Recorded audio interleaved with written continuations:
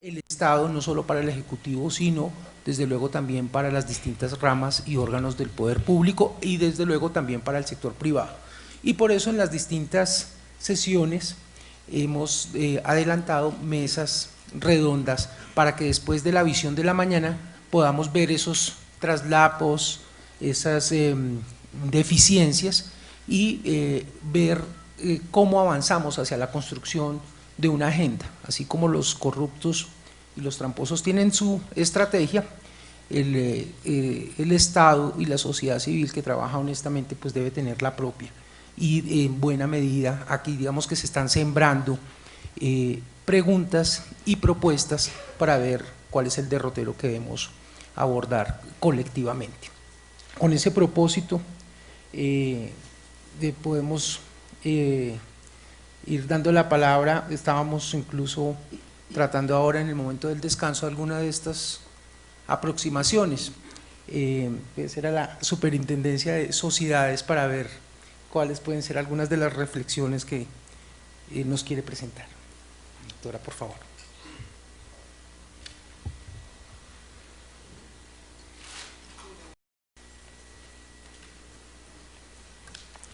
Como se trató o se habló esta mañana, y sobre todo como lo dijo el director de la DIAN, debemos estar preparados, y especialmente las entidades estatales, las entidades de supervisión, debemos actuar de manera coordinada para poder prepararnos para atacar todos estos frentes delictivos.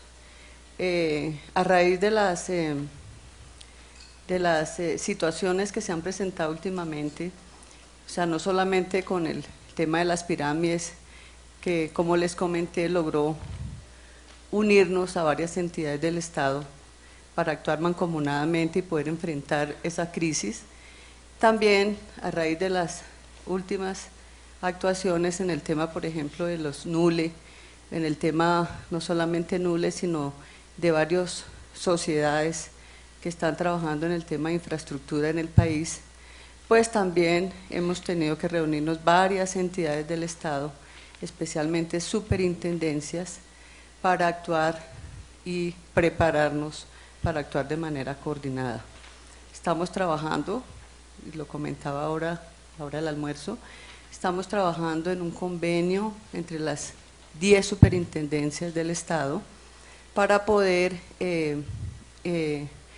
intercomunicarnos directamente con la base de datos que cada entidad tiene. La Superintendencia de Sociedades tiene una base de datos, la más grande en el sector empresarial. Nosotros tenemos la información de 30.000 sociedades del país, de manera que es necesario que esa información a su vez sea conocida por las demás superintendencias y por otras entidades que, sin ser superintendencias, necesitan entrar a esa base de datos. Tenemos convenios con la DIAN, con la Contraloría, y estamos haciendo un convenio de información con esas 10 superintendencias para que todas podamos acceder a la información de la otra. De manera que pienso que esa es una manera de actuar y de poder enfrentar. También existen algunas, pienso que es necesario, son necesarias algunas reformas legales ya para poder delimitar bien el campo de acción de cada superintendencia. En el tema societario, por ejemplo, pues la Superintendencia de Sociedades siempre ha sido la líder, porque desde que se creó la Superintendencia de Sociedades hace más de 70 años, la función de la superintendencia ha sido la inspección, vigilancia y control de las sociedades comerciales. Y todo ese amplio caminar pues se ha dedicado a manejar el tema no solamente del desarrollo empresarial, del efectivo ejercicio de la actividad, sino también el tema de insolvencia de las compañías. Entonces, la entidad realmente de mayor experiencia en el tema societario, pues es la Superintendencia de Sociedades. Existen algunas normas que no son fáciles de entender y pueden pensarse que otras superintendencias también tengan facultades sobre el tema societario. Existe un tema de competencia residual que ejerce la Superintendencia de Sociedades. ¿Eso qué quiere decir? Que en el caso de que las demás superintendencias no tengan una facultad expresamente consagrada en sus normas, esa facultad entonces le corresponde a la Superintendencia de Sociedades. Pero después de esta norma que está en la Ley 222 de 1995, es el artículo 228, se han generado otras disposiciones en las diversas superintendencias que han traído o que han hecho que esto no se cumpla de esta manera. Estas otras normas han generado unos conflictos de competencia y han generado unos fallos en el Consejo de Estado que han distorsionado esa forma de actuar. En algún fallo se dijo que, por ejemplo, esa vigilancia la tenía toda la Superintendencia de Puertos y Transporte, no solamente la parte societaria, sino la parte de la vigilancia de la actividad, mientras que en otro fallo se dijo, frente a la Superintendencia de Salud, que la Superintendencia de Salud únicamente atendería la parte objetiva, o sea, lo que tiene relación con la prestación del servicio de salud, mientras que la Superintendencia de Sociedades es la que tiene que atender todo el tema societario de la compañía. El conflicto societario, una fusión, una escisión, una disminución de capital, todo lo que tiene que ver con el tema societario, Superintendencia de Sociedades. Pero existen fallos encontrados que hacen actuar de diferente forma. De manera que pienso que se necesitan unas reformas para que cada superintendencia sepa realmente cuál es su debida función, qué es lo que realmente tiene que hacer y que además los usuarios sepan a dónde acudir en el momento que necesiten la actuación de una de las entidades de supervisión.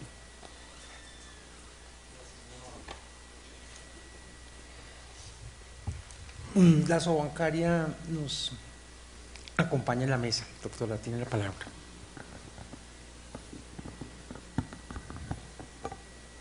Bueno, pues digamos que mi punto de vista es del otro lado, no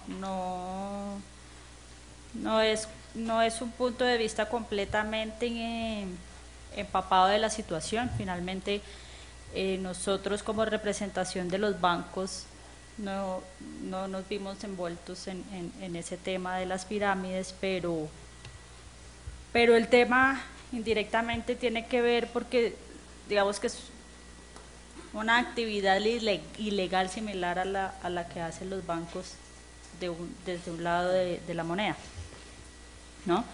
Entonces, frente a la estrategia institucional respecto a la corrupción en temas de pirámides, creemos que el papel del sistema financiero es limitado. Realmente nosotros no podemos entrar a coartar de ninguna forma que los consumidores financieros vayan o no vayan a llevar sus dineros a donde bien crean. Finalmente, para nosotros, digamos que el sistema financiero no puede evitar eso.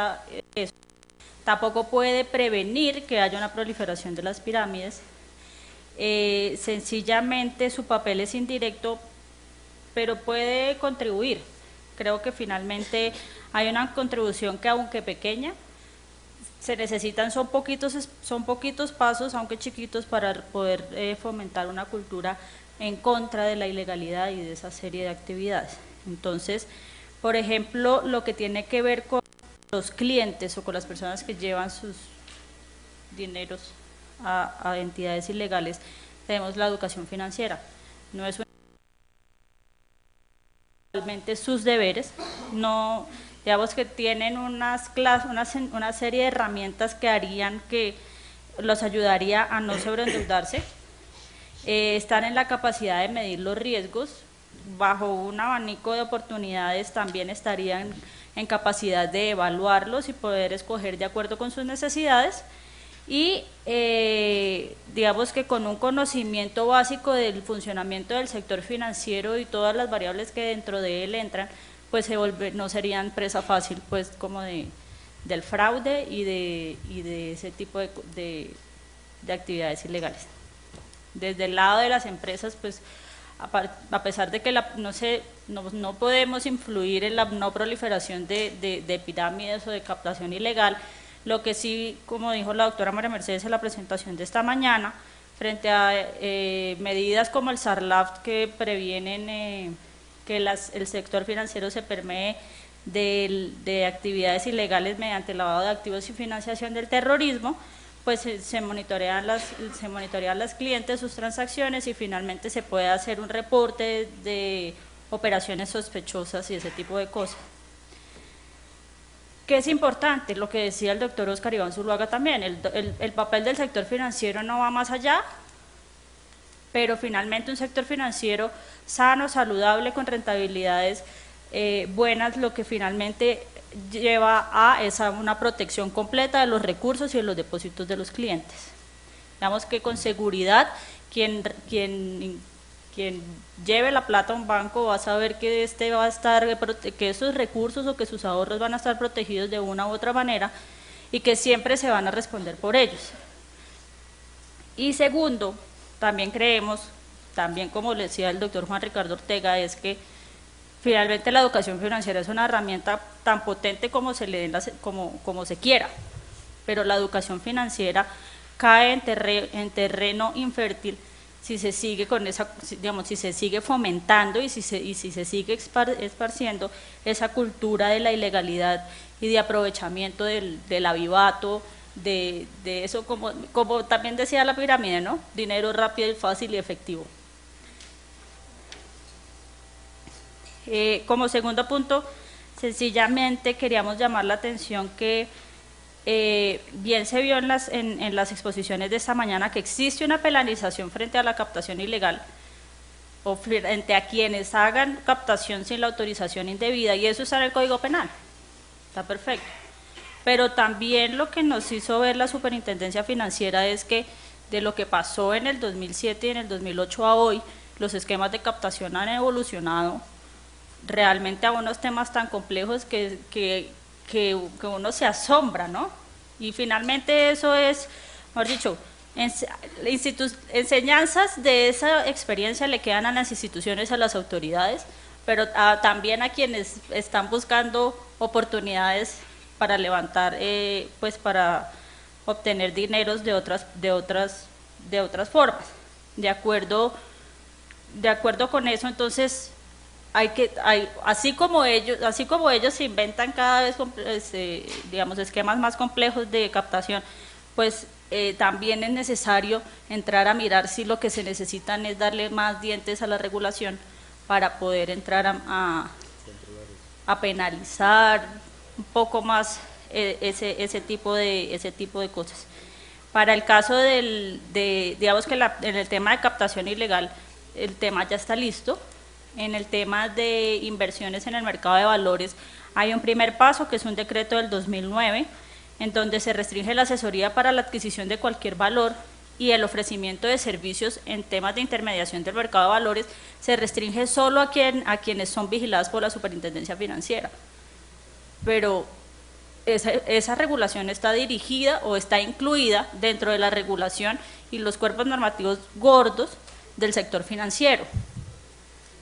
¿Sí? Entonces, eso en el Código Penal no está completamente penalizado, sin embargo, pues la Superintendencia puede entrar, de acuerdo con su régimen sancionatorio, entrar a sancionar a quienes vayan en contra de estas instrucciones, pero tal vez no es suficiente, y esa es simplemente digamos que la reflexión que queremos que Asobancaria quiere dejar en la mesa.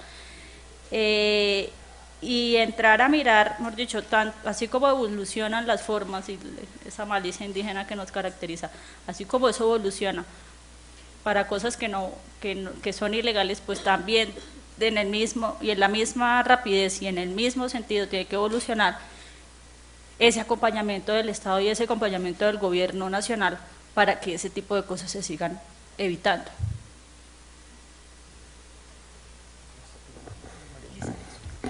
doctora Ana Milena. Doctora Ana Milena Lizarazo, muchas gracias. Esta mañana la doctora María Mercedes mencionaba que el sector financiero había repelido el ingreso de, en este caso, de los recursos de las pirámides, por tener algunas presentaciones, aspectos que podrían señalar su relacionamiento con el lavado de activos. A mí me surge una pregunta, y es que tanto fue exactamente, digamos, el sistema inmunológico del sistema financiero colombiano en relación con el SARLAF para prevenir lavado de activos y financiación del terrorismo, y cuánto del propósito del negocio y de su naturaleza de ser justamente paralelo al sistema financiero, lo que hizo que esos recursos realmente no fluyeran hacia allá. No sé si pueda, digamos, aproximar una respuesta o hacer algunos comentarios.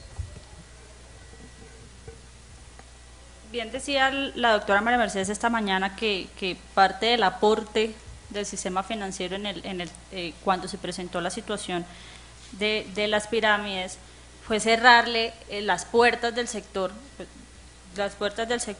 bancario a esos flujos de dinero irregulares, ¿de acuerdo?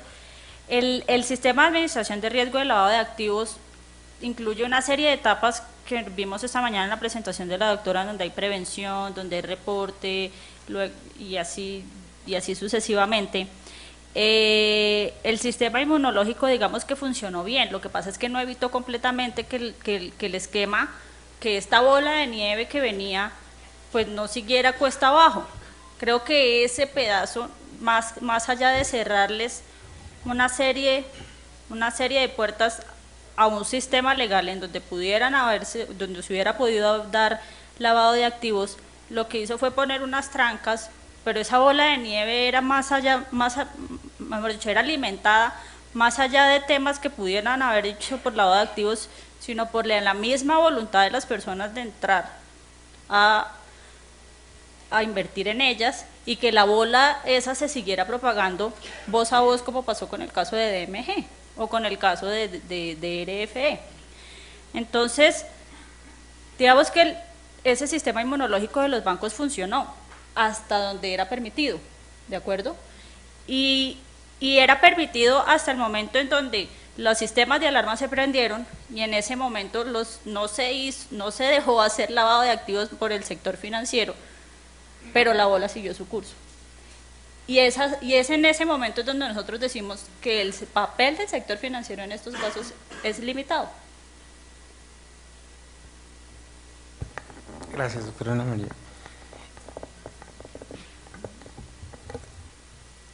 Antes de darle la palabra a la Superintendencia Financiera, quisiera proponer un aspecto para que fuera incluido en alguna de las dos intervenciones, en relación con la amenaza, ya no solamente de las que representan, desde luego, que está latente y que lo hemos visto esta mañana, en relación con nuevas modalidades de pirámides, sino en particular con el uso de dineros del Estado para especulación, y sobre todo a través del proceso administrativo de contratación estatal, como se pudo hacer por estar muy directamente relacionado con el fenómeno de mesas de dinero a finales del año, en septiembre, octubre del 2009, y evitó que se consolidara esa pretensión. Sin embargo, eso que fue, digamos, un primer asomo de esa modalidad, creo que bien vale la pena para ser tratado. No sé quién va a hablar primero por parte de la superintendencia. Van a compartir. Excúseme, doctora, les paso.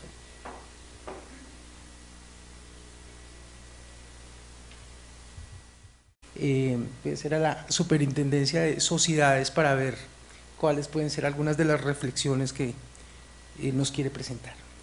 Doctora, por favor.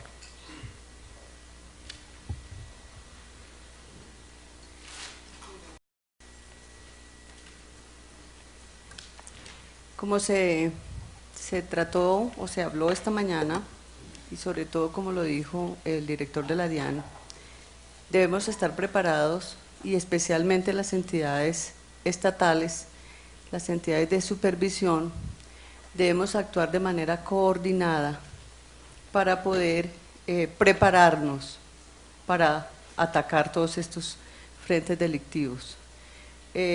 A raíz de